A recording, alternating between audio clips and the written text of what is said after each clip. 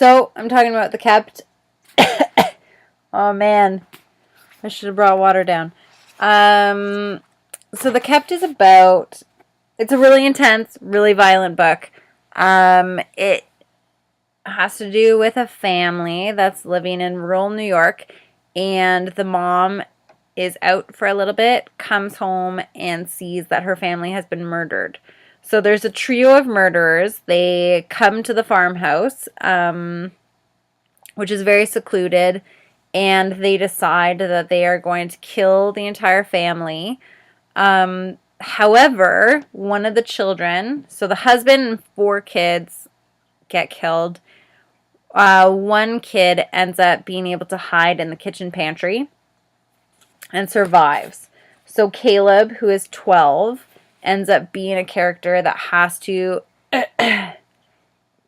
help his mom deal with everything and kind of pick her up again. And he grows up really quickly to take care of his mom and deal with all these things that are going on. So after this terrible and violent tragedy, what ends up happening is they go off into the wilderness to find these men, to seek vengeance on them. So it deals with, and it's winter, so not only is this book a lot about violence towards other people, but there is like, it's self against nature, self versus nature, for sure, based on conflict. It talks about guilt, it talks about loss, and the characters are really interesting in it, especially the mom, and finding out really what happened and why these murders took place. Yeah,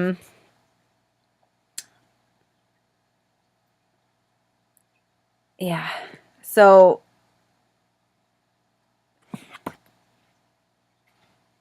I'll read a little bit of the beginning just to give you an idea of what the mother is like.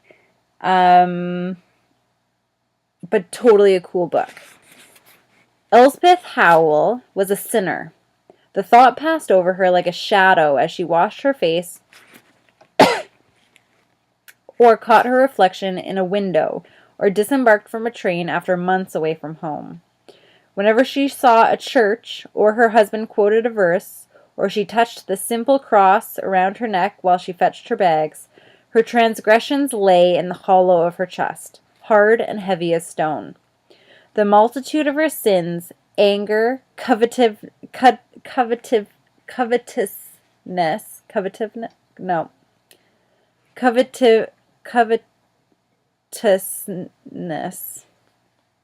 thievery, created tension in her body, and all that could ease the pressure was movement, finding something to occupy her wicked hands and her tempted mind, and so she churned her legs against the snow that piled in drifts to her waist.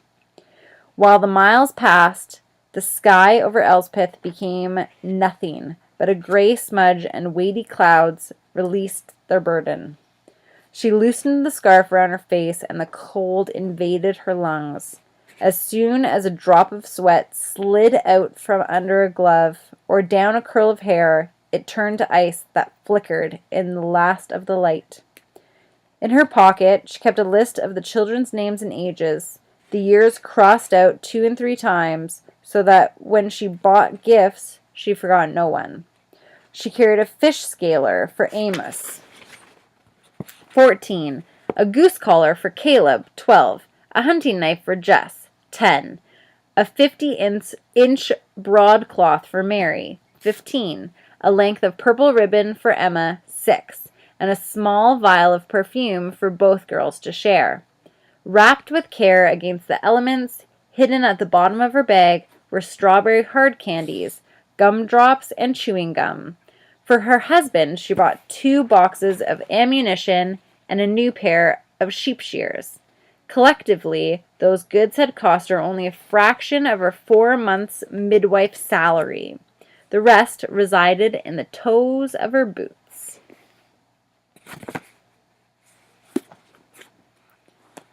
She gets pissed and goes out there and seeks atonement. It is it's a crazy, crazy read. Um, it's violent. It is written beautifully. It's very vivid. For anyone who wants this kind of read, I would recommend it because there are all these ideas of character development and what is right and wrong, and the idea that